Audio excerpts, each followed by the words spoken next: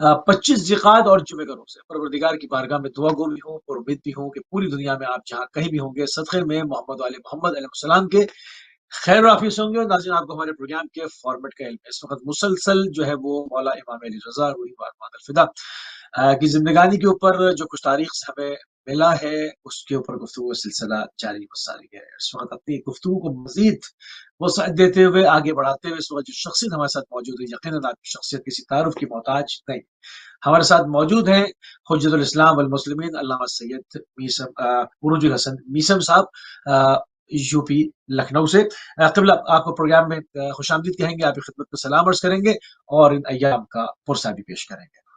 وعلیکم السلام ورحمۃ اللہ وبرکاتہ۔ آپ کو سلام اور آپ کے تمام اہل بیت ٹی وی کے ناظرین جو پوری دنیا سے سماعت فرماتے ہیں، اس پروگرام کو دیکھتے ہیں، ان سب کی خدمت میں سلام، اور سب کو امام سامعین ضامن امام علی ابن موسیٰ رضا علیہ السلام کی شہادت سری، افسوسناک شہادت کی مناسبت سے تسلیت اور تعزیت پیش کروں۔ جزاک اللہ۔ تھوڑی سی تمیدی گفتگو ساتھ ہمیشہ کی طرح بات کو آگے بڑھایا جاتا ہے، اور چونکہ ہمارا موضوع مولا امام علی رضا روحی وارحمۃ الفدا ہے، تو قبلہ ذرا مولا کا جو خاندانی نسبی سلسلہ ہے اس پر تھوڑی سی روشنی ڈال دیں۔ اعوذ باللہ من الشیطان اللعین الرجیم، بسم اللہ الرحمن الرحیم، الحمد للہ رب العالمین، وصلی اللہ علی اشرف الانبیاء محمد المصطفیٰ وآلہ الطیبین الطاہرین، ولعنۃ اللہ علی اعدائہم وقاتلیہم وظالمیہم وغاصبی حقوقہم اجمعین من الآن الی قیام یوم الدین۔ امام علی ابن موسیٰ الرضا علیہ السلام، آپ کا نسبی سلسلہ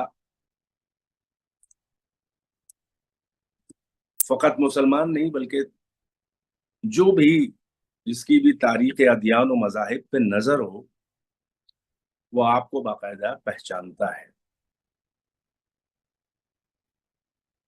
کون نہیں جانتا کہ آپ جو ہیں وہ سید المرسلین خاتم الانبیاء محمد مصطفیٰ صلی اللہ علیہ وآلہ وسلم کے فرزند ہیں، ان کی بیٹی کے توسط سے، اور آپ مولا کائنات امیر المومنین اور صدیقہ کبریٰ کے سلسلے سے امام حسین کی شاخ سے سلسلہ امامت اور سلسلہ عصمت اور ولایت کے 8ویں تاجدار اور امام موسیٰ بن جعفر علیہ السلام کے فرزند نامدار اور امام رئیس مذہب جعفری محیی شریعت محمدی حضرت امام جعفر صادق علیہ السلام کے پوتے ہیں۔ آپ کی والدہ ماجدہ جن کا اسم گرامی خیزران ہے، اور ام البنین آپ کی کنیت آپ کی والدہ کی حضرت خیزران کی، اور نجمہ بھی آپ کا اسم گرامی تاریخ میں ملتا ہے۔ یہ ایک بڑی پاک اور پاکیزہ اعلیٰ نسب خاتون تھیں، اور طاہرہ بھی آپ کا لقب تھا۔ تو ظاہر ہے کہ حامل نور امامت و ولایت آپ کا اپنے بطن مطہر ہے۔ تو ائمہ کی مائیں کیسی تھیں تاریخ جانتی ہے، انبیاء و مرسلین کی مائیں کیسی تھیں۔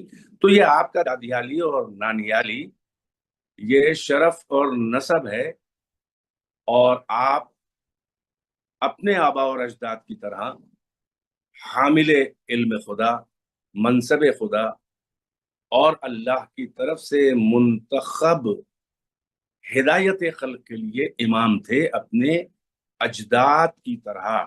اور اس انتخاب مشیت اور انتخاب الہی کو خود آپ نے اپنی زندگی میں اپنے کردار، اپنی بے گناہی، اپنی عصمت اور اپنے علم سے یہ تاریخی تجربے کے طور پہ ثابت کیا کہ انتخاب پروردگار کو ناز ہے اس پر کہ انہوں نے اپنے عمل اور علم اور کردار سے یہ ثابت کر دیا کہ ہم ہی اہل منصب الہی ہیں۔ اللہ اعلم حیث یجعل رسالتہ، اللہ سب سے بڑا عالم ہے کہ اپنے عہدے اور اپنی نمائندگی کو کہاں رکھے، کس بشر کہاں کو رکھ دے۔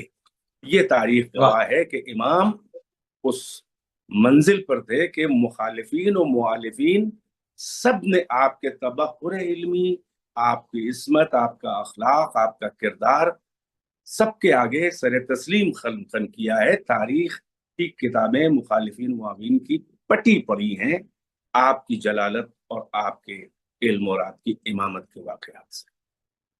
سبحان اللہ، بہت ہی خوبصورت مختصر ترین تعارف آپ نے جو پیش کیا۔ بات کو مزید آگے بڑھاتے ہیں اور مختلف اجہاد کو اپنے پروگرام میں شامل کرنے کی کوشش کریں گے۔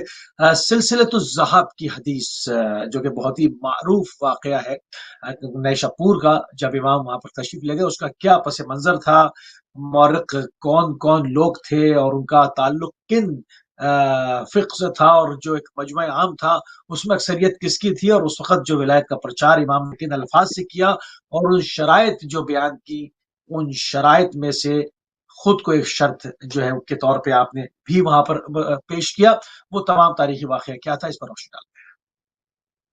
جی، امام کا جو میں نے شخصی تعارف کرایا اس میں یہ آپ کی ولادت کے سلسلے میں بھی عرض کر دیں کہ آپ کی ولادت باسعادت مدینۃ النبی، مدینہ منورہ میں 11 ذیقعد سن 148 ہجری میں مدینے میں آپ کی ولادت باسعادت امام موسی بن جعفر علیہ السلام کے منزل عصمت و طہارت میں ہوئی۔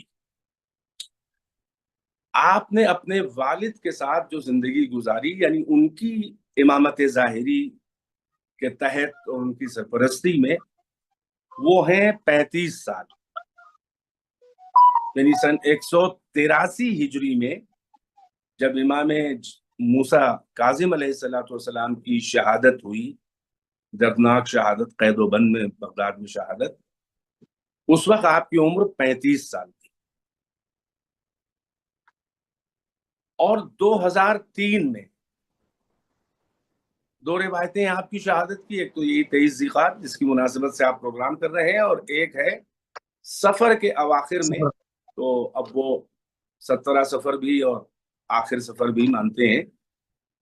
تو بہرحال اپنے والد کی شہادت کے بعد 183 سے 203 ہجری تک 20 سال آپ نے بطور امام ظاہر، کیونکہ ہمارے یہاں عقیدہ یہ ہے کہ الامام امام ولو کان فی المہد صبیہ، امام ہوتا ہے چاہے گہوارے میں بچہ ہو، اس لیے کہ یہ دین اسلام کا اور سنت الہیہ ہے کہ نبی پیدا ہوتا ہے، رسول پیدا ہوتا ہے، امام پیدا ہوتا ہے، ولی پیدا ہوتا ہے، خلیفۃ اللہ خلقی ہی ہوتا ہے۔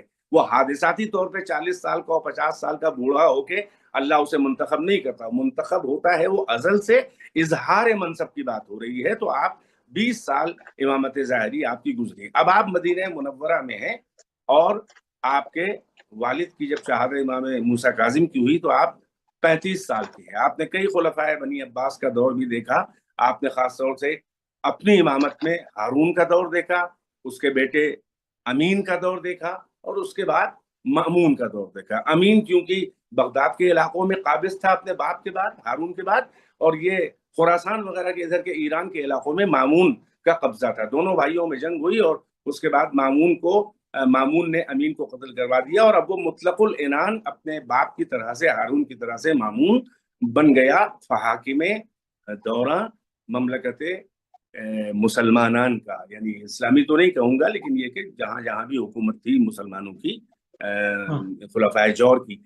اب آپ مدینے میں ہیں، اور ابھی آپ کا زمانہ گزر رہا تھا اس طرح سے کہ آپ وہی اپنے فرض منصبی کو ادا فرما رہے ہیں، امامت فرما رہے ہیں، اور آپ مسائل علمی اور دینی اور سب کچھ حل مدینے میں فرما رہے ہیں، کہ اس نے مامون نے کچھ اس کی سیاسی چال بھی تھی یہ، اور اس کے سیاسی فوائد بھی حاصل کرنا چاہتا تھا، یعنی اپنے مستقبل کو محفوظ کرنے کے لیے اور سیکیور کرنے کے لیے اپنے فیوچر کو، امام کو اس نے دعوت دی اور اپنے کارندے کو اس نے بھیجا کہ مدینے سے امام کو لے کر مرو، جہاں پر یہ خود بیٹھا ہوا تھا خراسان کے قریب، پائے تخت اس کا تھا، وہاں لے کر آؤ۔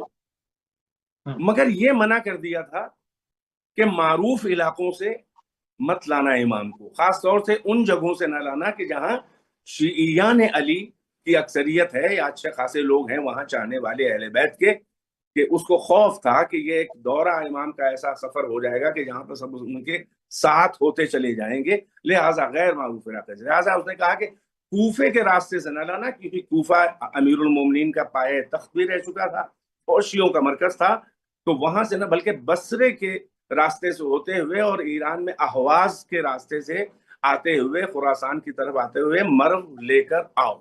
اب امام اب اس منزل تک ظاہر ہے کہ ایران میں داخل ہو چکے اور ابھی مرو نہیں آیا ہے، ابھی درمیان میں نیشاپور پڑا، صحیح۔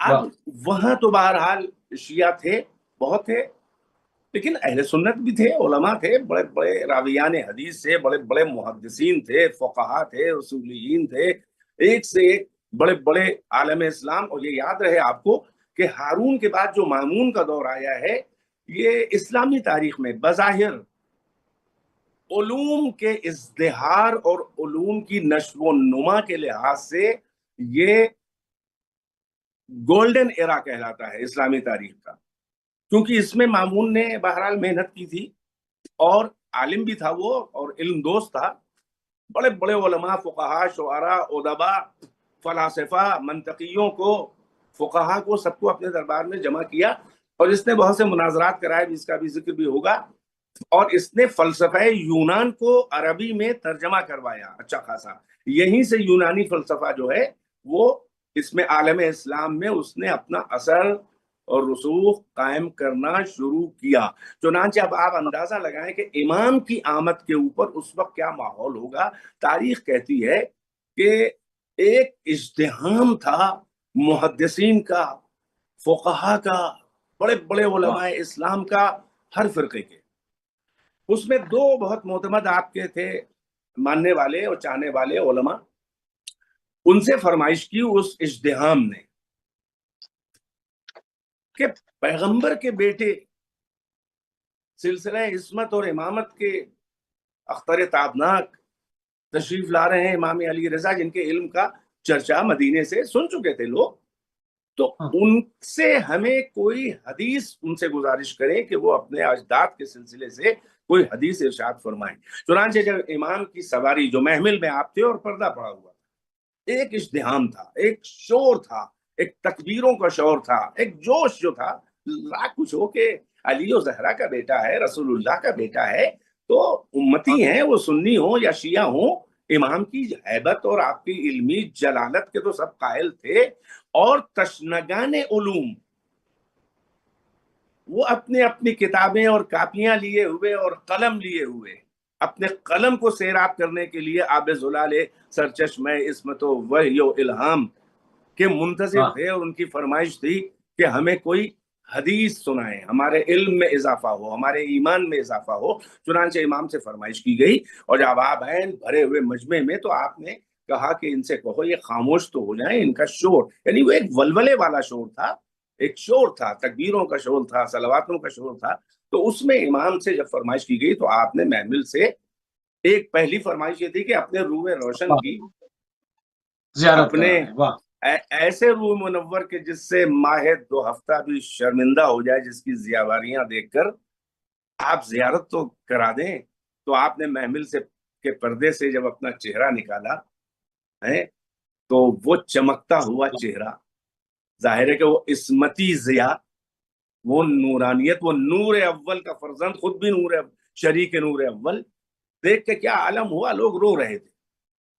اور پھر آپ نے ارشاد فرمایا، اب عجیب یہ منزل ہے، یہ حدیث کہلاتی ہے سلسلۃ الذہب، یعنی the chain of gold، سونے کی زنجیر۔ یہ کیوں کہلاتی ہے، آپ اس کا جو معنعن امام نے جو چین آف نیریشن بیان کیا ہے، جو سلسلہ اسناد بیان کیا ہے، اللہ اکبر، آپ نے فرمایا سمعت ابی، میں نے اپنے باپ موسیٰ بن جعفر سے سنا، انہو قال سمعت ابی، میرے باپ امام موسیٰ بن جعفر نے فرمایا کہ میں نے اپنے والد جعفر صادق سے سنا۔ پھر فرمایا کہ امام جعفر صادق نے فرمایا کہ میں نے اپنے والد امام محمد باقر، باقر و علم النبیین سے سنا۔ پھر امام محمد باقر نے فرمایا کہ میں نے اپنے باپ امام علی ابن الحسین زین العابدین سے سنا۔ پھر امام زین العابدین نے فرمایا کہ میں نے اپنے باپ حسین ابن علی علیہ الصلوۃ والسلام سے سنا۔ پھر امام حسین نے فرمایا کہ میں نے اپنے والد گرامی حضرت امیر المومنین علی ابن ابی طالب سے سنا۔ مولا علی ابن ابی طالب نے انہو قال سمعت النبی، سمعت رسول اللہ، میں نے رسول اللہ سے سنا۔ انہو قال، قال رسول اللہ، سمعت جبرائیل، میں نے جبرائیل کو سنا کہتے ہوئے۔ انہو قال، یعنی جبرائیل نے پھر کہا کہ سمعت اللہ عز وجل، میں نے اللہ عز وجل سے سنا۔ تو اب یہ سلسلہ ہے حدیث بظاہر، مگر یہ حدیث قدسی ہو گیا، کیونکہ قول خدا ہے، یعنی اللہ کے علم اور مشیت اور اس کے ارادے کے تابع ہو کر جب کوئی معصوم بولتا ہے اللہ کی طرف سے اس کا ترجمان بن کر، تو وہ اس کے الفاظ ہوتے ہیں مگر مشیت اور رضا خدا کے سانچے میں ڈھلے ہوتے ہیں۔ مگر یہ وہ عام حدیث نہیں ہے، یہ حدیث قدسی ہے، یعنی اس میں کنٹینٹ بھی اللہ کا ہے، الفاظ بھی اللہ کے ہیں، مطالب بھی اللہ کے ہیں، الفاظ بھی اللہ کے ہیں۔ بس قرآن سے اس حدیث قدسی کا فرق یہ ہے کہ قرآن اللہ کا کلام ہے مگر چیلنج کے طور پر بطور تحدی نازل ہوا، اور حدیث وہ ہوتی ہے جو معصوم کا کلام ہو اور اللہ کی رضا و مشیت کے مطابق، علم کے مطابق ہو، مگر الفاظ اس کے امام کے اور معصوم کے اور رسول کے ہوں۔ اور حدیث قدسی اللہ کا قول ہے مگر جزء قرآن نہیں ہے۔ تو یہ حدیث جو ہے وہ جبرائیل نے کہا میں نے اللہ سے سنا، تو اب یہ قول خدا ہے، اگر سند سے ثابت ہو جائے تو قرآن کی آیت سے کم اہمیت نہیں ہے اس حدیث معصوم کی۔ بے شک ایسے ہی ہے، پروردگار کا کلام ہے۔ کیا فرمایا؟ قال اللہ، جبرائیل کہتے ہیں کہ اللہ نے فرمایا کلمۃ لا الہ الا اللہ حصنی فمن دخل حصنی امن من عذابی۔ امام نے فرمایا کہ اللہ فرما رہا ہے کہ کلمہ توحید یعنی لا الہ الا اللہ میرا حصن ہے، میرا فورٹ ہے، میرا قلعہ امن و امان ہے، جو میرے قلعے میں داخل ہو جائے وہ میرے عذاب سے امان پا گیا۔ یہ کہہ کے 2 قدم سواری آگے بڑھی اور پھر امام نے محمل کا پردہ ہٹا کے روح روشن باہر نکالا، کہا الا، آگاہ ہو جاؤ، ولیکن بشروطہا، مگر اس کی کچھ شرطیں ہیں، وہ انا من شروطہا، اور میں ان شرطوں میں سے ایک شرط ہوں۔ یعنی امام یہ فرما رہے ہیں کہ توحید جو ہے وہ قلعہ امن الہی ہے، اور جو کلمہ توحید کہے اور اس کا قائل ہو جائے، اس پہ ایمان لے آئے، وہ اللہ کے عذاب سے امان پا جائے گا، مگر اس کی کچھ شروط ہیں، اس کی کچھ شرطیں ہیں، کچھ کنڈیشنز ہیں، اور ان کنڈیشنز اور شروط میں سے میں بھی ایک شرط ہوں۔ یعنی وہ یہ بتانا چاہ رہے تھے کہ میری امامت اور میری ولایت اور میری عصمت اور میری سرپرستی، یعنی میں اللہ کی خلق کا رہبر ہوں اور امام ہوں، یہاں پر ہم اس حدیث کو روکتے جی، یہاں پر اس حدیث کو روکتے، پھر اس پر واپس آئیں گے۔ یہاں پر ایک نقطہ بہت ہی ظریف نقطہ ہے، میں اس طرف بات کرنا چاہوں گا اور اس کے اوپر جاؤں گا کہ آپ اس کے اوپر گفتگو فرمائیں قبلہ۔ جہاں پر امام نے فرمایا کہ اس کی کچھ شرائط ہیں اور ان میں سے ایک شرط میں ہوں، یعنی کہ یہ اشارہ دیا جا رہا ہے ائمہ عشر کی طرف، اس پوری لسٹ کی طرف جو رسول خدا صلی اللہ علیہ وآلہ وسلم نے اپنی زندگی میں بیان کی کہ میرے بعد میرے خلفاء تمام قریش سے ہیں اور فاطمی ہیں، ہاشمی، اور ان کی یہ ناموں کی یہ ترتیب ہے۔ اب وہ لوگ جو اثنا عشری سے نکل کر مختلف دوسرے گروہوں میں جا کے بٹ گئے اور اپنے اپنے امام بنا لیے بڑی رسپیکٹ کے ساتھ، کیونکہ اثنا عشریوں کا طریقہ نہیں ہے کہ وہ کسی کی توہین کریں یا کسی پہ اپنے اتباعت عالیات کا یا اپنے مکاتب کا، اپنی مجالس کا دروازہ بند کریں، سب کے لیے کھلا ہے، بڑے عزت اور احترام کے ساتھ ہمیشہ سب کے لیے کھلا ہے۔ تو ہم سوال رکھ رہے ہیں ادبی طریقے کے ساتھ، کیونکہ امام علی رضا علیہ السلام کو جنہوں نے امام نہیں مانا، امام کے معجزات تو آج بھی نیشا پور میں وہ چشمہ جاری ہے اور آپ کی امامت کا مسلسل اعلان کر رہا ہے۔ وہ لوگ جو الگ ہو گئے، ان کے معجزات کیوں ظاہر نہیں ہوتے؟ وہ کیوں دنیا کو نہیں دکھاتے کہ بھئی یہ سلسلہ ہمارا جو تھا یہ عین منصوب من اللہ تھا، اور امام علی رضا اسلام کے مقابلے پر یہ امام ہمارے معاذ اللہ درست ہے؟ تو ان کی یہ کرامات ہے، دنیا تاریخ انسانیت اس سے بے بہرا ہے، بالکل بلینک ہے، اس میں ایسا کچھ بھی نہیں۔ تو آخر ان کے مریدوں کی سمجھ میں کیوں نہیں آتا منصوب من اللہ کون ہے اور خود ساختہ کون ہے؟ اس پر ذرا روشنی ڈالتے ہیں۔ جی بسم اللہ الرحمن الرحیم۔ دیکھیے یہ امامت جو ہے یہ عہد پروردگار ہے، عہد رحمان ہے، یہ پبلک کے انتخاب سے نہیں ہوتا۔ اللہ خلق کرتا ہے، اللہ ہی اختیار کرتا ہے۔ الا لہ الخلق والامر، قرآن میں اللہ کہہ رہا ہے اللہ اعلم حیث یجعل رسالتہ، اللہ جانتا ہے، اس کو سب سے زیادہ علم ہے کہ اپنی رسالت، اپنی نمائندگی، اپنے عہدے، اپنے منصب کو کہاں رکھے، کس بشر کو دے۔ یہ انتخاب پروردگار ہوتا ہے۔ پبلک کے الیکشن اور پبلک کی رائے اور پبلک کی خواہش سے کچھ نہیں ہوتا، پبلک کی پسند سے کچھ نہیں ہوتا، پارٹی بازی سے، پارشلٹی سے، چمٹے گیری سے، گروہ بندی سے، تحزب سے، فرقہ واریت سے، دنیا داری سے، سیاست سے اس کا کوئی تعلق نہیں ہے۔ یہ انتخاب پروردگار ہے۔ جیسا کہ ائمہ اثنا عشر، ائمہ اہل بیت نے انتخاب پروردگار کو اپنے علم سے، اپنے معجزات سے، اپنے کمالات سے، اپنی بے عیبی سے، اپنی بے گناہی سے، اپنے اخلاق سے، اپنے خلق عظیم سے ثابت کیا ہے۔ آخر وہ کون سے امام ہیں کہ جو اس دور میں تو ہمارے ائمہ کے مقابل نہ آ سکے، بعد میں ان کے چمچوں نے ان کو خوب پروموٹ کیا ہے۔ ارے بھائی، اگر کوئی ہمارے ائمہ کے مقابل اگر کوئی تھا امام برحق، تو اس وقت کیوں جعفر صادق سے مقابلہ کرنے کوئی ہمیں نظر نہ آیا؟ ہم تو معجزہ مانگ رہے ہیں نا، ہم تو معجزہ مانگ رہے ہیں۔ ہم کہہ رہے ہیں کہ ایک چشمہ نیشا پور میں جاری ہو، ایک تم جاری کرو، تم بمبئی سے جاری کر دو، تم مصر سے جاری کر دو، تم کہیں سے جاری تو کرو، تم کچھ تفسیر قرآن پیش کرو، تم کچھ رسول اللہ کی حدیث تو سناؤ، اس کے کچھ مطالب اصل بیان کرو، کچھ تو کرو۔ ہم تو صاف صاف مانگ رہے ہیں، ہم کب انکار کر کے الگ بیٹھے؟ ہم تو کہہ رہے ہیں ثابت کرو نا، سامنے آؤ۔ نہیں، اسی وقت ثابت کرتے جس وقت دعویٰ تھا۔ ہاں، دیکھیں میں عرض کروں، امام جعفر صادق علیہ السلام تک تو سب آئے۔ سب آئے، یہ صحیح۔ بات اور ہے کہ امام زین العابدین کے زمانے میں بھی ایک فرقہ حضرت محمد ابن حنفیہ کو ماننے لگا، اور فرقہ کیسانیہ کہلاتا تھا وہ، اور حضرت مختار پر بھی وہ اتہام لگایا گیا کہ وہ ان کو پروموٹ کر رہے تھے امام زین العابدین کے مقابل۔ وہ سب جھوٹ ہے، مگر ایک فرقہ وجود میں آیا اور وہ ختم بھی ہو گیا۔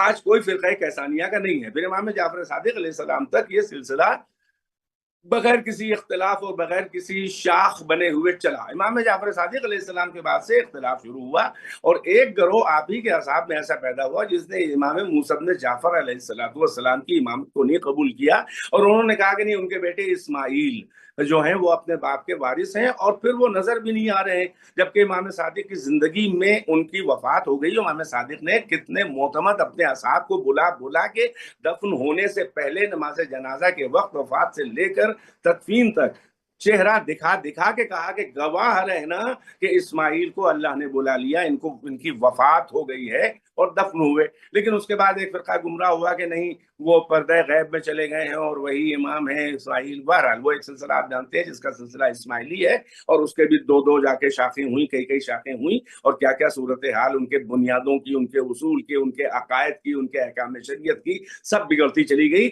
جس سے صاف ظاہر ہے کہ کوئی عصمتی سرپرست نہیں تھا، ورنہ یہ حال نہ ہوتا کہ دین کو ٹاپ ٹو باٹم الٹ دیا۔ پھر مسلمان کے مسلمان ہیں، پھر شیعہ کے شیعہ ہیں، نماز کو غائب کر دیا، صلاح کو ذکر بنا دیا، یعنی کچھ ضروریات دین کا انکار کر دیا، اور یہ حلال اور وہ حلال، اور حرام کو حلال اور حلال کو حرام، اور تمام شریعت کو ٹاپ ٹو باٹم الٹ دیا۔ خیر، تو اب امام موسیٰ کاظم علیہ السلام کو جن لوگوں نے نہیں مانا، وہ واقفیہ کہلائے، وہ ٹھہر گئے، وہ اسماعیلی، حضرت اسماعیل۔ امام موسیٰ کاظم کو ماننے والوں نے بھی، ان میں کے ایک گروہ نے امام رضا کو مانا جو قطعیہ کہلائے، اور جو اس پہ ٹھہر گئے، امام رضا کو تسلیم نہیں کیا، وہ واقفیہ کہلائے۔ بہرحال تو اب مانو یا نہ مانو، ہمارا کہنا ہے کہ تاریخیں بھائی خالی شیعہ نہیں، سنی کتابیں بڑی بڑی اٹھا کے دیکھو، مامون کے دربار کے واقعات کون چھپا سکتا ہے، ساری اسلامی تاریخ میں ہے. ان کے جس نے جس کو بھی امام بنایا ہو، بتاؤ کس یہودی سے ان کا مناظرہ ہوا اسلام کے بارے میں؟ اگر وہ اللہ کے دین کے نمائندے اور رہبر و سرپرست و ولی پروردگار تھے اور امام تھے، تو سب سے پہلی ذمہ داری تو امام کی ہوتی ہے نا کہ شریعت کو، اللہ کے دین کی حفاظت فرمائے. امام وہ حافظ دین ہوتا ہے، امام ضمانت بقائے دین اسلام ہوتا ہے، امام کا محشر تک کے امامت ہوتی ہے. یوم ندعو کل اناس بامامہم، وہ دن یاد کرو قیامت کا جب ہر انسان کو ہم اس کے امام کے ساتھ بلائیں گے. کسی نے دعویٰ کیا کہ محشر میں حکمرانی اس کے امام کی ہوگی؟ کوئی ایک فرقہ ایسا ہے اثنا عشری کے علاوہ جس کی اوقات ہو اور جو قرآن و حدیث سے ثابت کر سکے کہ اس کے امام کی سرپرستی میں حساب و کتاب ہوگا میدان محشر میں؟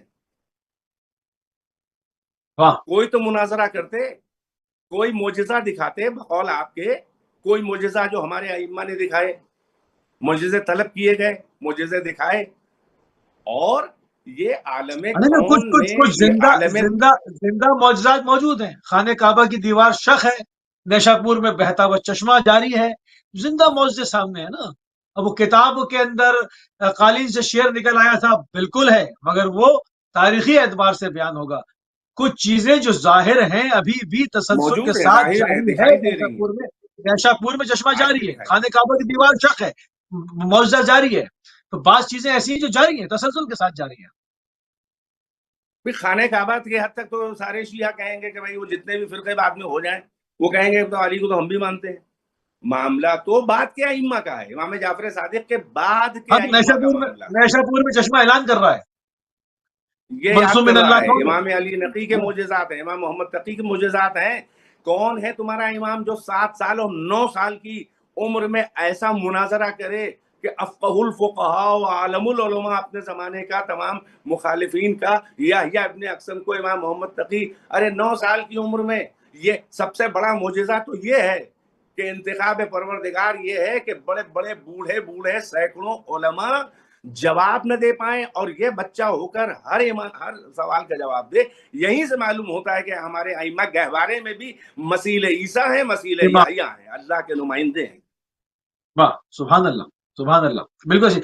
اچھا، اس سے جو نیشاپور میں آپ نے بیان کی اور ولایت کے اوپر ایڈورسائز کیا اور یقیناً بتایا کہ اس کے بغیر اعمال قبول نہیں ہے، اس کے بغیر دینی قبول نہیں ہے. غدیر کو ہٹا دیا تو دینی قبول نہیں ہے. اور اس سلسلہ غدیر کو بھی اگر کہیں سے بھی ایک کو بھی نہ مانا، 12 تک آتے آتے تو بھی آدمی فارغ ہو جائے گا. اس کا اثر کیا ہوا امت پہ؟ جی میں عرض کروں، امام علی رضا علیہ السلام نے، جن لوگوں نے امام موسیٰ بن جعفر علیہ السلام، امام موسیٰ کاظم کی امامت کے قائل ہونے کے بعد بھی آپ کی امامت کو نہیں مانا. کچھ نے چھٹے کے بعد 7ویں کو نہیں مانا، کچھ 7ویں کے بعد 8ویں امام. تو امام نے فرمایا کہ یہ گمراہ ہیں اور ان کو موت کفر پہ آئے گی. یہ 8ویں امام نے فرمایا. شیخ صدوق نے بھی لکھا ہے کہ امام کا قول ہے کہ یہ گمراہ ہیں اور ان کو کفر پہ موت آئے گی. یا بظاہر کچھ بھی ہمارے اجداد سے اپنے کو منسوب کرے، وہ آخری منزل کیا ہے. یہ چھٹے امام کی ایک حدیث ہے. جب آپ سے پوچھا گیا اسی لا الہ الا اللہ کے بارے میں کہ آپ ہی حضرات کا کہنا ہے کہ من قال لا الہ الا اللہ دخل الجنہ، جو لا الہ الا اللہ کہے وہ جنت میں چلا گیا. دیکھیں یہی حدیث سلسلۃ الذہب سے ملتی ہوئی ایک بات، وہ اسی پہ لاتا ہوں جو آپ نے سوال کیا. تو چھٹے امام سے ایک ان کے آپ کے کسی نے سوال کیا کہ آپ حضرات کا، آپ کے اجداد کا فرمانا ہے من قال لا الہ الا اللہ دخل الجنہ. ظاہر ہے کہ مطلب توحید کا جو قائل ہو جائے، توحید پہ ایمان لیا، قول مطلب خالی نہیں لا الہ الا اللہ نہیں، مطلب توحید تک آ جائے، جو قائل ہو اس کو قبول کر لے، ایمان بنا لے، عقیدہ بنا لے، عقدہ بنا لے، عقل سے سوچ کے دل میں گرہ لگا کے اعتقاد بنا لے، ایمان لے آئے. اور آپ کا یہ کہنا ہے. اب یہ بتائیے کہ آپ کے جد رسول اللہ محمد رسول اللہ، اس کی شہادت کہاں گئی؟ وہ تو سیدھے جنت چلا جائے گا، آپ حضرات فرما رہے ہیں. پھر اس کے آگے اور قیامت ہے کہ آپ کہتے ہیں کہ آپ کی ولایت، آپ کی امامت قبول نہ ہو تو جنت نہیں جا سکتا. تو مولا نے فرمایا کہ سنو، یہ اسلام ظاہری ہے. چلیے لا الہ الا اللہ بھی کہہ لیا، محمد رسول اللہ بھی کہہ لیا، یہ 3 کلمے ہیں. جس نے علی ولی اللہ اور ہماری ولایت کا اقرار نہ کیا، وہ اپنی زندگی میں بظاہر تو مسلمان ہے، مگر وقت احتضار، سکرات موت کے وقت یہ تین کلمے، یہ تین ولایتیں ہیں جن کو الگ نہیں کیا جا سکتا. اللہ کی ولایت، رسول اللہ کی ولایت، امیر المومنین اور ہم ائمہ کی ضمن ولایت. یعنی انما ولیکم اللہ ورسولہ والذین آمنوا الذین یقیمون الصلاۃ ویؤتون الزکاۃ وہم راکعون، یہ والا سلسلہ. تو ان تینوں کو جدا نہیں کیا جا سکتا. اب تیرے سوال کا اور تیرے اشکال اور تیرے الجھن کا جواب یہ ہے کہ زندگی میں اسلام میں ظاہری محکوم بالطہارت ہوتا ہے، مناکحہ نکاح کے لیے، معاشرت، کھانا پینا، یہ نماز جنازہ، دفن و کفن، بس ختم. لیکن یہ بھی ہے ہماری حدیث کہ جو ہماری ولایت اور امامت کا یعنی علی سے لے کر ہم تک اور ہمارے مہدی تک جو قائل نہیں ہے، اللہ سکرات موت کے وقت وہ دونوں کلمے بھی اس سے سلب کر لیتا ہے. یعنی کلمہ توحید و کلمہ رسالت اس کو اس سے سلب کر لیتا ہے جو ہماری ولایت کے قائل نہیں ہے. اور جب یہ دو کلمے وقت موت سلب کر لیتا ہے تو اس کی موت حالت کفر پہ ہوتی ہے. جو حالت کفر پہ مرے وہ جنت نہیں جا سکتا. یہ اہمیت ہے ہماری ولایت کی. اور یہی مطلب مولانا نے فرمایا. بڑے احترام کے ساتھ کسی بھی گروہ کو، کسی بھی جتھے کا، کسی بھی میں نام نہیں لوں گا، نہ ہماری پالیسی نہ لینا چاہیے، بلکہ پالیسی تو ایک الگ چیز ہے، اسنا شریعوں کا طریقہ نہیں ہے. مطلب ہم اس کے ماننے والے ہیں جو علم و ادب ہم دنیا کسی کو سکھائے. ذلیل نہیں کرتے، شرمندہ نہیں کرتے. ہم دلائل قائم کرتے ہیں، براہین قائم کرتے ہیں، قرآن و سنت سے دلیل دیتے ہیں، قرآن و سنت سے دلیل مانگتے ہیں. جو ہم کو دلیل دے سکتا ہے دے. ہم بے احترامی یا انسلٹ یا توہین نہیں کرتے، حق بیان کرتے ہیں. میں بڑے احترام کے ساتھ وہی ایک سوال رکھ رہا ہوں. کچھ فرقے ایسے ہیں جو کہ سید الشہداء کی زیارت بھی کرتے ہیں، گریہ بھی کرتے ہیں، آنسو بھی بہاتے ہیں، مال بھی لگاتے ہیں، جانیں بھی دے دیتے ہیں، وہاں پہنچتے ہیں، مگر آگے جا کے اکارڈنگ ٹو سلسلۃ الذہب الگ ہو جاتے ہیں. تو ایسوں کے وقت نزا کے لیے بھی وہی حکم صادر ہے. دیکھیے میں عرض کروں آپ سے، اسلام کی دو قسمیں ہیں. ایک ہے اسلام ظاہری و علامتی، سمبولک اسلام، سگنیفیکنٹ اسلام. ایک ہے اسلام حقیقی. اسلام کے علاوہ اللہ کا اور کوئی دین نہیں ہے. مگر اسلام حقیقی کے بارے میں بھی خود رسول اللہ کا ارشاد. بھائی ابھی یہ تو فرقہ واریت سے پہلے خود رسول اللہ ہی نے فرما دیا، ستفترق امتی علی 73 فرقہ کلہم فی النار الا واحدہ. ان قریب میرے بعد میری امت کے 73 فرقے ہو جائیں گے. اور یہ بھی فرمایا تھا کہ یہود میں کیا کہتے ہیں 71 فرقے ہوئے موسیٰ کے بعد، اور عیسیٰ کے بعد نصارہ میں 72 فرقے ہوئے، اور میرے بعد تم میں میری امت میں 73 فرقے ہوں گے. اور یہ بھی فرمایا کہ لا تتبعن سنن من کان قبلکم شبرن شبرن و ذراعن ذراع. تم یقیناً ضرور اپنے سے پچھلی امتوں کی پیروی کرو گے، نقل کرو گے، اتباع کرو گے، نقل کرو گے، ایک ایک بالش، ایک ایک ہاتھ. حتی لو دخلوا فی جحر الذب لدخلتم فیہا. اور اگر پچھلی امتوں میں کوئی امت گو کے بل میں بھی گھسی ہوگی تو تم بھی ایک بار گھس کے رہو گے. یہ ہے رسول کی حدیث. اور 73 فرقے. تو اب اسلام تو ایک ہی ہے. اب اس میں پہچاننا پڑے گا کہ کون سا وہ ہے. اس میں فرقہ نہ ہوتا اللہ تو فرقہ نہیں بناتا نا. اللہ نے تو محمد کے ذریعے دین بھیجا. محمد فرقہ نہیں لے کے آئے، محمد دین لے کے آئے تھے. اور فرقے اور دین کا ایک فرق سن لیجئے. جس کا وجود رسول اللہ کے سامنے ہو وہ دین ہوتا ہے، جس کا وجود رسول اللہ کے بعد ہو وہ فرقہ ہوتا ہے. کیونکہ فرقہ نہیں لے کے آئے تھے، محمد دین لے کر آئے تھے. اب یہ دین غدیر میں جو آگے بڑھا، من کنت مولا فہذا علی مولا، تو پیغمبر کے ذریعے پہنچا نا. اور پیغمبر ہی کی حدیثیں ہیں. اور حدیث لو حضرت فاطمہ زہرا کی ہے، جابر ابن عبداللہ انصاری کی ہے، ینابیع المودہ، اور کئی اہل سنت کی کتب میں ائمہ کے نام موجود ہیں. تو میرا کہنا یہ ہے کہ اسلام حقیقی کیا ہے جو رسول اللہ دیں.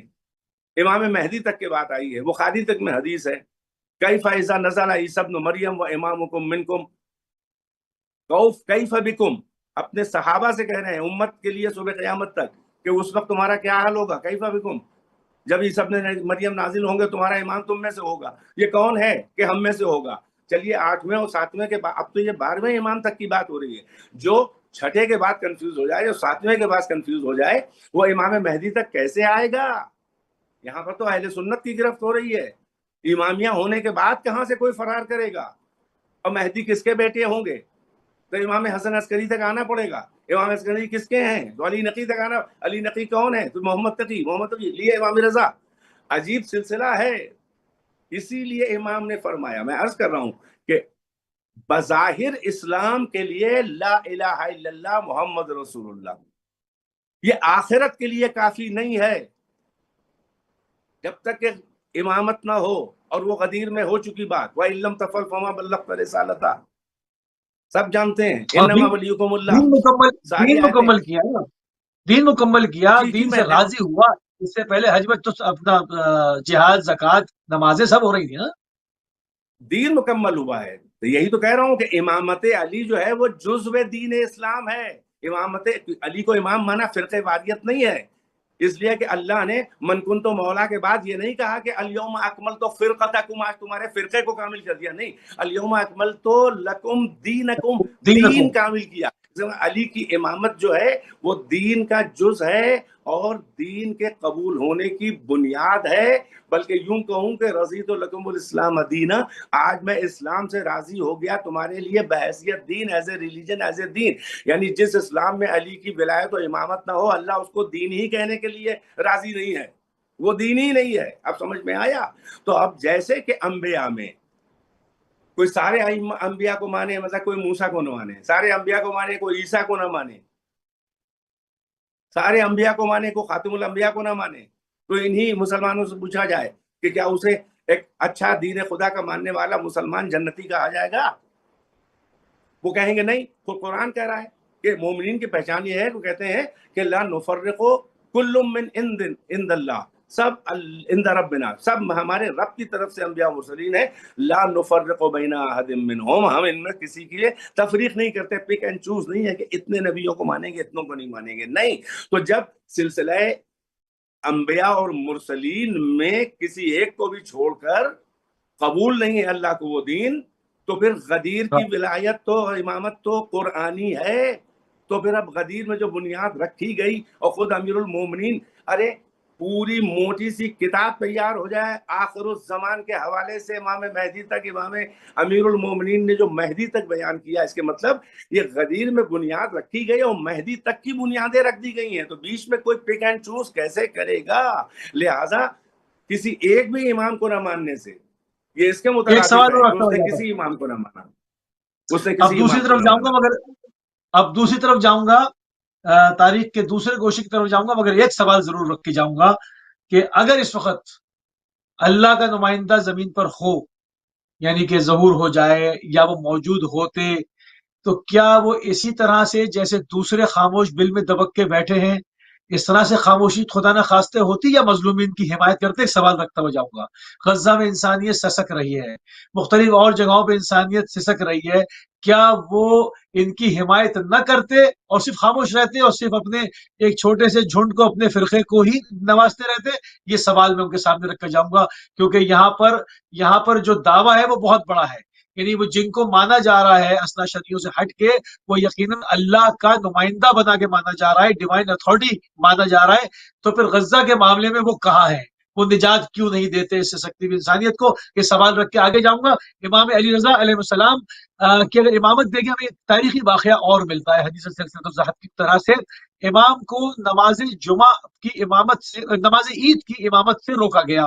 خوف پیدا ہوا ظالم عباسی حاکم کو, جو کہ غاصب تر غاصب ہے, اس کو خوف پیدا ہوا اور وہ جلدی نہیں, حضور آپ نہیں ہم پڑھاتے ہیں.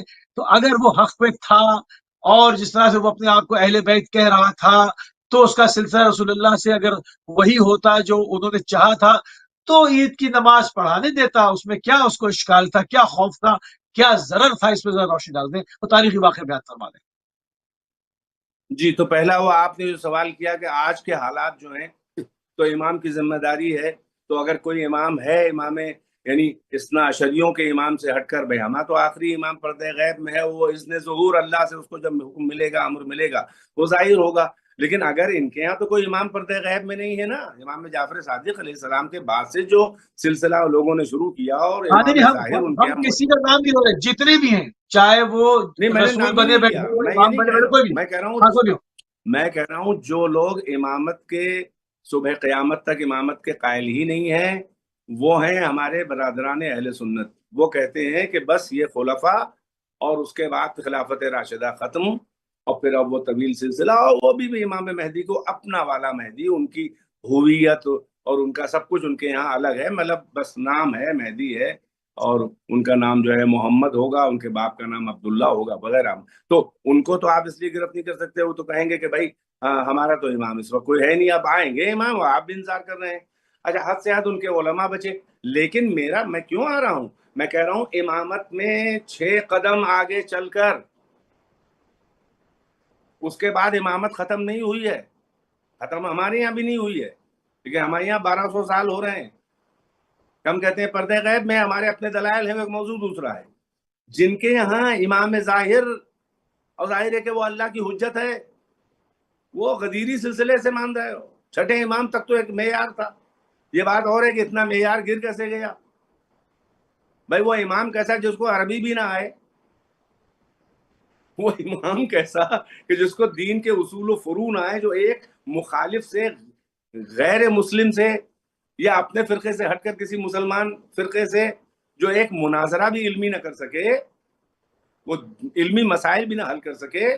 اچھا اس کو بھی جو اتنا شجاع بھی نہ ہو کہ مسلمین پر، مومنین پہ قتل و غارت ہو رہا ہے، ان کی نسل کشی، جینوسائیڈ ہو رہا ہے، اس کے کان پہ جو ہی نہیں رینگتی. یہ کیسا محافظ دین خدا ہے، یہ کیسا سرپرست مسلمین ہے، یہ کیسا ولی مسلمین ہے. وہ کوئی بھی ہو، ایکس وائی زیڈ. ہم مجھے نام نہیں ضرورت لے نہیں رہے ہے کسی کا. نہیں کسی کا نام لے کے ارے اتنی ہاں، اوقات ہی نہیں ہے مجھے. کیا پڑی ہے بات کسی کا، اپنے ایڈریس پہ، مجھے بات کیا اپنے پڑی ہے ایڈریس میں پہ پہنچ کسی کا جاتی ہے. نام لے کر اس کو ہائی لائٹ کروں. میں کسی کو ریکگنائز ہی نہیں. اب میں تم میرے جیسے نہیں ہو تو میں اہل بیت جیسے کیسے ہوں گے؟ یہ میرے جیسے نہیں ہے بھائی. بقول علامہ طاہر جرولی صاحب کا جملہ کہ جو میں کہہ رہا ہوں وہ آپ سمجھ رہے ہیں، اور یعنی جو میں کہہ رہا ہوں وہ ریکارڈ ہو رہا ہے، جو آپ سمجھ رہے ہیں وہ مطلب وہ ہے نا، مطلب میں صحیح طور سے شاید وہ کہتے تھے میں اپنے الفاظ کا ذمہ دار ہوں، میں آپ کی سوچ کا، ہاں فکر کا ذمہ دار نہیں ہوں. لیکن بات میں یہ نہیں کہہ رہا ہوں، میں تو صاف صاف چیلنج کر رہا ہوں. کجا علی سے لے کر مہدی وہ سلسلہ امامت کبریٰ، اللہ اکبر، ساری کائنات کی مخلوقات کی زبانیں، ساری لغات انسانی، وحوش و طیور کی زبانیں جاننے والے، جناتوں کے فیصلے کرنے والے، کہاں وہ ائمہ اور کہاں ہمارے جیسے. سنیے اس وقت کوئی صاحب بھی مسلمانوں میں ان کے امام ہو، میں کہتا ہوں تم میرا مقابلہ نہیں کر سکتے تو امام علی رضا اور موسیٰ بن جعفر امام مہدی کا مقابلہ کیا، مجھ سے مناظرہ نہیں کر سکتے، مجھ سے علمی گفتگو جب میرے جیسے نہیں ہو تو ان کے جیسے کیسے ہو جاؤ گے. بالکل اور آگے چیلنج ہے بڑھتے ہیں. بھائی. نماز عید، بس اتنا کافی آگا آپ کا. نماز عید تاریخی واقعہ، جی نماز عید تاریخی واقعہ کیوں روکا عباس جی عرض خلیفہ نے؟ کر کیوں رہا خوف تھا. پیدا تو ہوا؟ اب وہ حدیث سلسلۃ الذہاب، میں نے جو کہا ہے میں اس کا ذمہ دار ہوں. لکھنؤ بیٹھا ہوا ہوں، جس صاحب کو چاہیے ہم سے بات کر لے. تو آپ کا چینل ہے، آپ چلائیں، آپ پیغام پھیلائیں، لیکن آپ نے مجھ سے کہا ہے، مجھے کچھ آپ نے لکھ کے تو دیا نہیں. تو میں عرض کر رہا ہوں کہ کہاں امام موسیٰ بن جعفر، کہاں امام علی رضا، کہاں ہمارے امام تقی جواد، کہاں علی نقی، کہاں حسن عسکری، کہاں حجت اللہ الکبریٰ خلیفۃ اللہ مہدی ہیں، اور کہاں ہم لوگ کچھ نہیں. ارے جیسے ایک چڑیا کی منقار میں جو سمندر سے پانی آتا ہے، ہمارا علم اتنا بھی نہیں ہے امام کے علم کے سمندر کے مقابل. تو کوئی ہما شما کہاں سے امام ہو سکتا؟ بھائی جو کرنا ہو کرو، امامت کا دعویٰ نہ کرے کوئی، اس لیے کہ امامت بہت بڑی چیز ہے. امام سب سے بڑا عالم ہوتا ہے اپنے زمانے کا، سب سے بڑا بہادر ہوتا ہے اپنے زمانے کا. تو اب یہ دنیا میں ظلم ہو رہا ہے، کوئی امام شجاع کیوں نہیں کھڑا ہوتا؟ کیوں علمی باتوں کا شکوک و شبہات؟ آج بھی الحاد کتنا پھیلا ہوا ہے مسلم ممالک میں، پاکستان میں آپ دیکھیے کتنے ملحدین. کوئی امام کیوں نہیں آتا ہے ملحدوں کا جواب دینے؟ خیر یہ بات ہو گئی. اب امام کی اس حدیث کی طرف آتا ہوں، وہ واقعہ جب آپ تشریف لائے، وہ نیشاپور کا واقعہ، اس میں 2 جملے کہوں گا. امام نے جو سلسلہ اسناد، یعنی وہ لیکن بشروطہا وانا من شروطہا، میں بھی اس کی شرطوں میں سے ایک شرط ہوں. یعنی وہ امام یہی بتانا چاہ رہے ہیں کہ کوئی میرے دادا جعفر صادق تک آ کے کامیاب نہیں ہوگا، میں بھی اس کی شروط میں سے. وہ شروط کون ہے؟ یہی ائمہ اثنا عشر، رسول اچھا، اللہ کے بعد الحمدللہ، توحید کے بعد بے شک، رسالت، رسالت کے بعد غدیر سے لے کر امام رضا، امام رضا سے لے کر امام مہدی تک، یہ سب شروط ہیں توحید کے عقیدے اور قلعہ امن الہی میں امان پانے کے لیے عذاب سے. یہ ائمہ ایک ایک کر کے آخر تک شروط ہیں، جو ان میں آخر تک کے جس پہ ایمان، جو اس پہ اپنے دلائل کے ساتھ دلائل قبول کر کے نہیں لائے گا، اس کو قلعہ امن الہی میں جگہ نہیں ملے گی، یعنی اس کی توحید وحید عقیدہ قبول نہیں ہے. بہرحال یہ سلسلے کے بارے میں ایک میرا دل چاہ رہا ہے کہہ دوں کہ یہ امام نے اپنے اپنے اجداد سے لے کر، اور امیر المومنین اور رسول اللہ جبرائیل و اللہ، تو امام احمد ابن حنبل اس حدیث کے بارے میں کہتے ہیں کہ یہ اتنا پاک اور پاکیزہ اور جلیل القدر اور اتنا بلند یہ سلسلہ اسناد ہے کہ اگر میں اسے سلسلۃ الذہب کا نام دوں تو مناسب ہے، یعنی سونے کی چین، سلسلۃ الذہب. پھر وہ یہ فرماتے ہیں کہ اس سلسلہ اسناد میں اتنے متبرک نام ہیں، منتخبین پروردگار، اتنے بلند پاک اور پاکیزہ اور بابرکت مقدس نام ہے کہ مجھے یقین ہے کہ اگر یہ سلسلہ اسناد یہ نام پڑھ کر کسی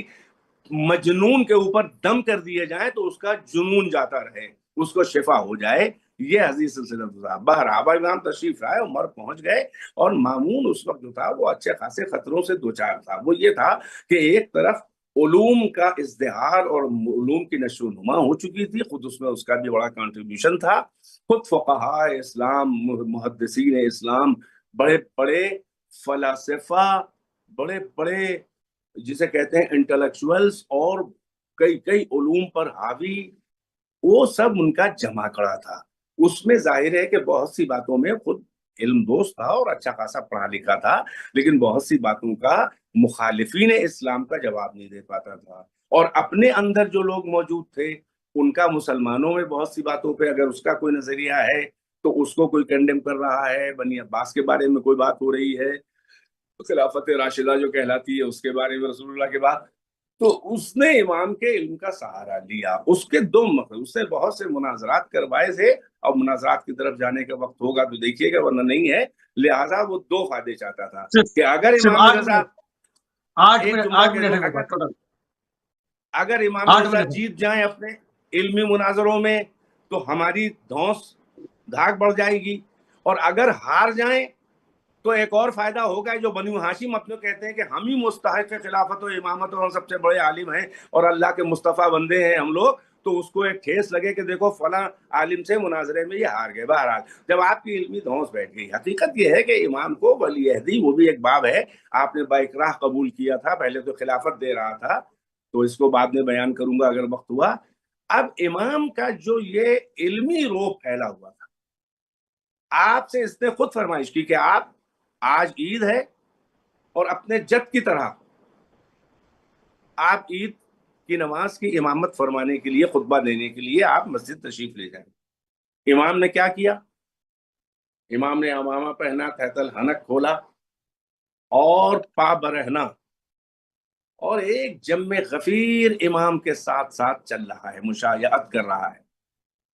اور آپ کا عالم یہ تھا کہ اب چلے ہیں اور مسجد کی طرف تو تکبیر بلند کرتے تھے، اور کتابوں میں یہ لکھا ہے کہ آپ کی تکبیر گونجتی تھی، اور فقط ساتھ ہی جو لوگ تھا وہ مجمع ہی فقط تکبیر کا جواب نہیں دے رہا تھا، بلکہ وہاں موجود راویوں نے یہ بیان کیا کہ امام کی تکبیر ایسی گونجتی تھی اس گنبد کائنات میں کہ جیسے ملائکہ سماوات اس پہ لبیک کہہ رہے ہوں. مطلب لگتا تھا ساری کائنات میں تکبیر گونج رہی ہے جب امام تکبیر کہتے تھے. اور مجمع بڑھتا چلا آ رہا ہے، بڑھتا چلا جا رہا ہے، تکبیر اور تکبیر، ایک ہنگامہ مچا ہوا ہے، ایک شور ہے کہ ابھی آدھے راستے تک، یعنی مسجد پہنچے نہیں تھے کہ مامون نے جو جاسوس لگا رکھے تھے نظر رکھنے کے لیے، انہوں نے کہا کہ یہ عالم ہو رہا ہے امام کے ساتھ مجمع کا، کہ مجمع جو ہے وہ ہل رہا ہے لہروں کی طرح، اور اگر مسجد تک پہنچ گئے امام اور خطبہ دے دیا تو آج تیری خلافت گئی، کہانی ختم دے رہی، کہانی ختم ہو جائے گی. لہٰذا ان کو مسجد تک نہ جانے تھے. تو مامون نے پھر کہلوایا اور بڑے احترام سے کہ نہیں، اب آپ تھک جائیں گے اور آپ کو بڑا تعب ہو رہا ہے اور مجمع بہت زیادہ ہے اور آپ پریشان ہو جائیں گے، لہٰذا آپ کی اس تخفیف زحمت کے لیے ماموں نے واپس بلایا ہے، اور آپ اس طرح سے، آپ تو سبھی سمجھ رہے تھے، آپ تو علم خدا کا مخزن ہیں اور صاحب الہام ہیں، تو آپ واپس آ گئے۔ تو عرض کر رہا تھا کہ یہ امام کی جو علمی دھاک بیٹھ گئی تھی، یعنی واحد امام ہے جس نے کائنات کے اس وقت کے جتنے بھی ادیان و مذاہب تھے سب کے متخصصین سے مناظرہ کیا ہے اور سب کو پسپا کیا ہے۔ سب سنی شیعہ کتابوں میں ہے، یہودیوں سے آپ نے مناظرہ کیا، عیسائیوں سے آپ نے مناظرہ کیا، سابعین سے آپ نے مناظرہ کیا، سنویوں سے آپ نے مناظرہ کیا، مجسمہ سے آپ نے مناظرہ کیا، اور جو واہ آپ کے مخالفین تھے ہر فرقے کے لوگوں سے آپ نے مناظرہ کیا، مشرکین سے آپ نے مناظرہ کیا، ستارہ پرستوں سے، سورج پرستوں سے آپ نے مناظرہ کیا، دہریوں سے آپ نے مناظرہ کیا، آپ نے جاسلیق نصرانی سے مناظرہ کیا،